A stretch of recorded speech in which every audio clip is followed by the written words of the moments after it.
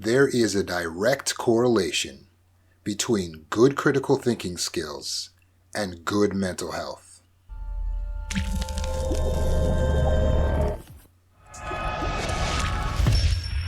Critical thinking we'll define as your ability to analyze and discern so as to make a decision based on the highest quality criteria. Again, that's critical thinking is the ability to analyze and discern in order to make decisions based on the highest quality criteria. In life, we have to decide what we will believe. And you want to make sure you base your beliefs on the highest quality data available. So you want to analyze all of the data available to you. And that's the analyzation part of critical thinking. To analyze literally just means that you're processing data. Data is information. Every idea, every thought, everything you see, everything you hear, everything you smell, all of it is information. It's coming into your brain, this supercomputer in the form of data that needs to be processed. Someone who's good in critical thinking understands the need to take in as much data as necessary, to get more information, that is, to ask more questions, to bring in thoughts in terms of memories, thoughts in terms of information learned from the past, and to harmonize it and correlate it with the situation that's being analyzed at hand. Discerning is your ability to decide, to choose between two options. To discern is to judge, to weigh out, and then make a personal choice as to what you will invest in terms of your time, your energy, your trust. So to be a good critical thinker, we must have the skill to analyze and discern. Now, when does this really come into play? Well, let's take just a really crude example. Imagine you're out in public near a park, and a man drives up in a white van. He gets out of the van and he invites you to come into the white van with him. And he says, I have candy and things for sale inside of this van. And he opens up the sliding door and he's like, come on in. Come on inside my van and just take a look at the things that I have to sell. Now, what will you do in this situation? Well, someone with poor critical thinking skills would simply take whatever he's saying at face value. Well, the man says he has things for sale in his white van, and that I need to come into the van and I need to look at the things he has for sale. Now, of course, probably for you listening, you've got all kinds of red flags going off. But the reality is, in this crude example, someone who doesn't have good critical thinking skills, they will just take whatever's in front of them for face value. Someone without good critical thinking skills will just go with whoever's speaking the loudest, wherever the most amount of pressure is, whatever is easiest, whatever the crowd is doing, whatever other people are telling them to do. They don't like to make decisions for themselves. They like to be told what to do. People like this because it's the easy choice. But in life, you have to make thousands of decisions every single day. You must apply good critical thinking. It can be life or death, as in our example here. Now, how do we apply good critical thinking to the situation of the man with the white van? Well, if we have good critical thinking skills, we'll take into account that he says he has something for sale inside of his van, that we should come in and take a look.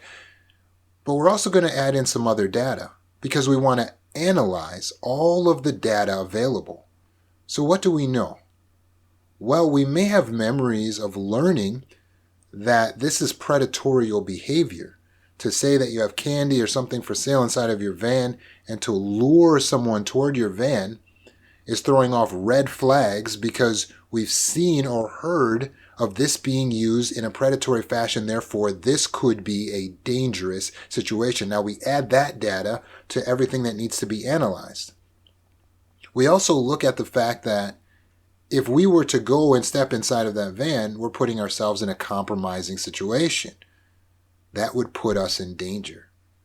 So we add that data to the situation. In fact, even if we were to get close, we are increasingly upping the danger, giving that other party potentially an upper hand and putting ourselves into more of a helpless situation. We might even bring in an opposing viewpoint. Bringing in an opposing viewpoint is a great way to exercise critical thinking skills.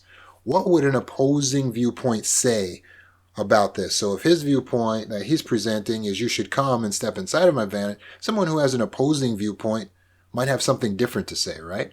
Someone with an opposing viewpoint to this situation might say, well, if someone has something to sell, wouldn't they have that on the outside of their van?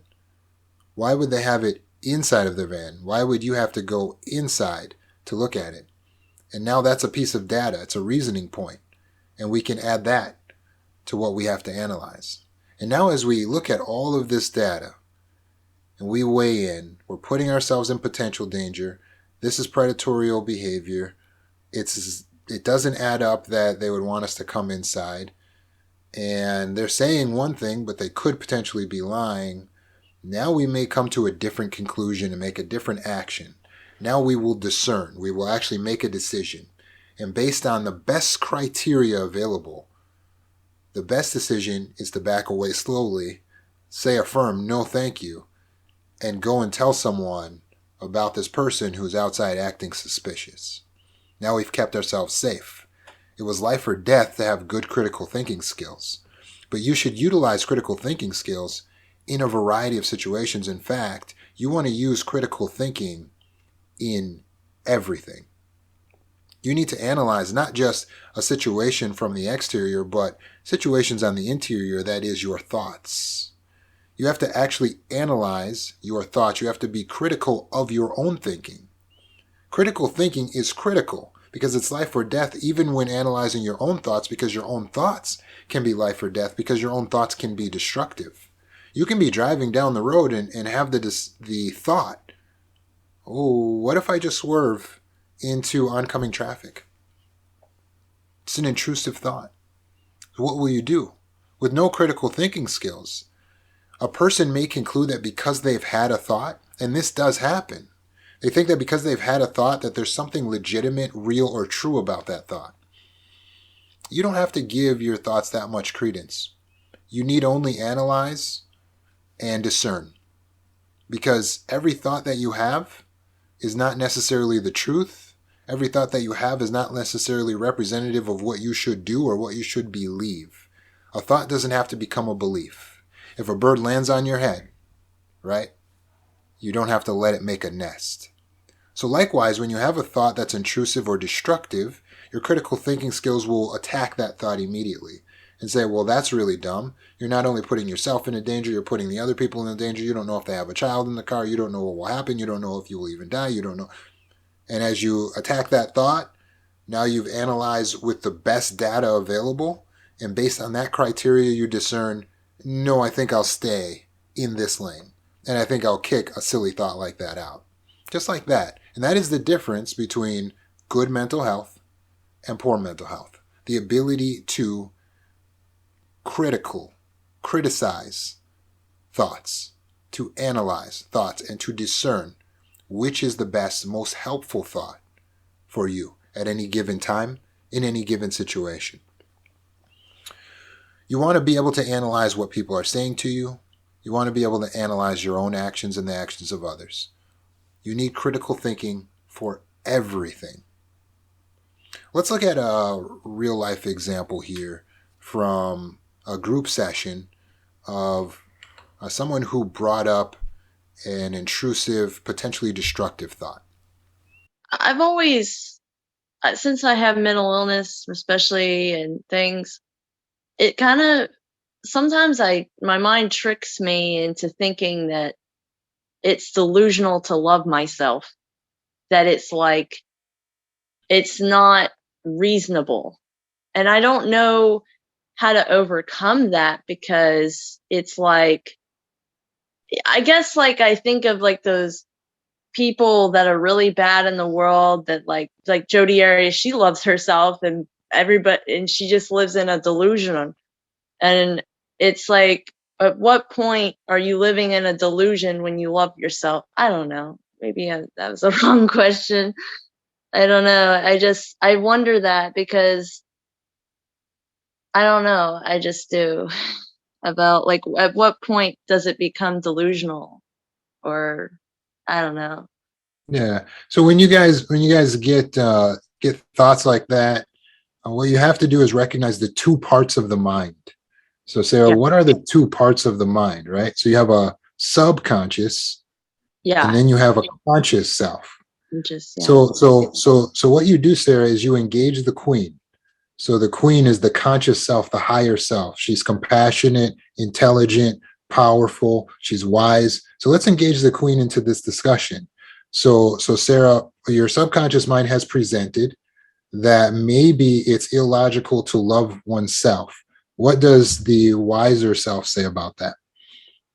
Um, hopefully that it is wise to love yourself because everybody needs compassion. Exactly. You see that? And now allow the queen to rule. So the Yeah. problem, what's creating the what you're calling mental illness is disordered thinking because you're Yeah. allowing the subconscious to be your leader.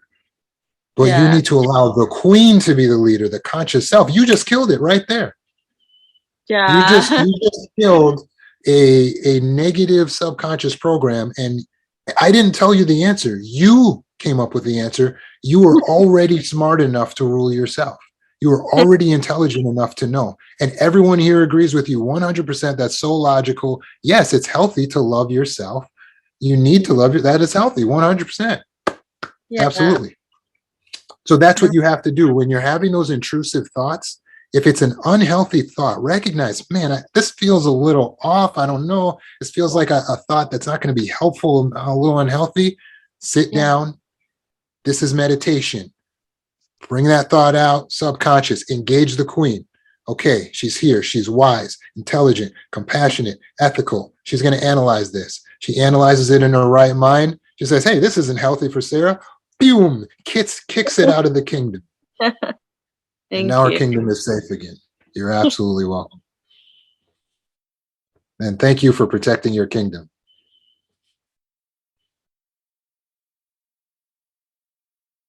So here the young lady brings up a thought that she had that was intrusive or potentially destructive. Now, what we did there very quickly was helped her to apply her own natural critical thinking skills. How? Well, by dividing the mind up using the mind method. We divided, okay, these are subconscious thoughts. They're just automatic thoughts that popped into your brain. They're like suggestions. And then she went into her conscious mind. So in your conscious self, in the higher self, in the queen, in the ruler, and the mother, that wise person that's intelligent, compassionate, and moral, ethical, and powerful, what would she say as the boss? What decision would she make about that thought? Is it good for the kingdom of the self, or is it bad? And she was able to discern, just in a matter of seconds, something that was perplexing her. In a matter of seconds, when we empowered her, she's able to discern this is not a healthy thought. And she boots it out. And a good thing. That is the ability to do that is the difference between poor mental health and good mental health. Now that she's done that, she's protected herself from the potentially damaging effects of that thought. It's a good thing. It's a good thing that she reached out for help. Critical thinking is imperative to our ability to keep the metaphysical self, the person we are inside, healthy and strong. It's our defenses. We have to protect ourselves. So if you don't feel like you're really strong in critical thinking, how can you build good critical thinking skills? Well, Jordan Peterson said, the best way to build good critical thinking skills is to write. Yes, the ability to take a pen and a piece of paper and to write down your thoughts gives you the ability to put them outside of yourself temporarily, analyze them, and then pick and choose what you will adopt as a belief and bring it back into your thoughts, into energy form. So, do you have a pen? Well, hopefully, because the method I'm about to give you is called JOT, J-O-T. It stands for Journaling Organizes Thoughts. Journaling organizes thoughts. So what you want to do is take out a piece of paper, and when you're having an intrusive thought, when you're having metaphysical pain in the form of depression, sadness, anxiety, stress, heartbreak, anger, you can regulate yourself by using the JOT method. And this was developed for one of my clients, but it works for everyone. Journaling organizes thoughts. So you have two sides of the paper. On one side, you put a SC, that's going to represent your subconscious thoughts and emotions. On the other side, you can put CS for the conscious self, and that's going to represent the analytical self, the father, the king, the wise ruler, right? And now in the first column, under subconscious mind, you're just going to write down the actual thoughts that are intrusive or the thoughts that are leading to the feelings that are unwanted, undesired feelings that you're experiencing, or what's making you angry. And as you write down these thoughts, you're just going to kind of break them down and make sure that you're articulating on the page each little thought in note form. You'll just use about 3 or 4 words to indicate each thought so that you can call it back to mind. Now, once you've poured out your thoughts and poured out your heart, so to speak, onto this page, now you're ready to do the work. The work is not hard, it's not difficult, but it just takes a little flip of the switch. Now you're going to go into your conscious mind. This is to be in the higher mind, the higher self. Scientifically speaking, we're working now in the prefrontal cortex, whereas the subconscious mind was back there in the amygdala. Now we're coming out of the animal brain, out of the robot mind. Some people call it the monkey brain. And now we're coming into the conscious self, you in your highest form. And then we analyze each thought, and we write a rebuttal for that thought. We're actually going to argue with those intrusive thoughts. So, for instance, a thought like, maybe I shouldn't love myself. And when you analyze it, you realize, maybe I should love myself. In fact, definitely I should. That's more healthy. In each thought, you're going to go down and write what's more healthy. What I like to do is incorporate a little breathing. So every time I write the more healthy argument, I'll take a deep breath and let it out. And that way I'm bringing in the physiological process along with this metaphysical process. And when you're done, what you'll notice, when you test and analyze your emotional state, it will have been improved from when you first started the method. So make sure you have a pen and jot when you're in a situation where you need to apply critical thinking to a difficult emotion or an intrusive thought. The fact is, healthy people get unhelpful thoughts often. Healthy people can have unwanted emotions at any time. So just because you had an unhealthy thought or you feel a way that you don't want to feel does not automatically mean you are defective. In fact, likely you aren't defective, you're just going through something. You're trying to process a difficult situation. And your body and your mind are giving you signals that indicate, I have values, I have standards, and my values and standards aren't being met. Utilize critical thinking to regulate yourself. Analyze everything. So from this video on, from the time you turn this video off, for the rest of your life, I want you to make a change. And the change is this. I want you to question everything. Everything. I want you to question everything from now on. This will help you to practice your critical thinking skills. And the reality is, there's nothing that shouldn't be questioned. There's nothing that we shouldn't apply critical thinking to. Critical thinking will help you in every single area of your life. So question everything and you will start to make vast improvements. Scientists believe that we live with making most of our decisions 95% in the subconscious mind. That's too much. When you use critical thinking, you're engaging the conscious mind, the prefrontal cortex, your logical self, to everything. Ask yourself, why do I wake up at this time? Why do I set my alarm? Why didn't I set my alarm? Why am I still in bed? Why did I bounce up so fast? Why do I use this coffee? Am I addicted to coffee? Why do I brush my teeth with my right hand instead of my left? Why don't I ever use my left? Would it be good maybe to practice with my left so that I'm not stabbing myself one day if I ever needed to rely on my left hand? Could I become ambidextrous? At least partially so? Why do I use this soap? Is this really the best lotion? Question everything, especially your actions and your own thoughts. What am I doing right now? Why am I standing in the kitchen? It's because I was hungry, right? My subconscious actually brought me here to the kitchen. And if I follow my subconscious to the kitchen, what happens? I just snack and I stare in the refrigerator and I go in the cupboard and snack. But if I engage my conscious mind, what will I do? I'll plan ahead and say, I'm going to be hungry soon. Let me get high quality ingredients, put them in a pot, put it in the oven, and then it'll be ready for me. A nice high quality meal will be ready for me when I'm hungry. Your entire life will be different if you are thinking critically. You will eat better. You will exercise more often. Why don't I, while I'm watching television, do sit-ups?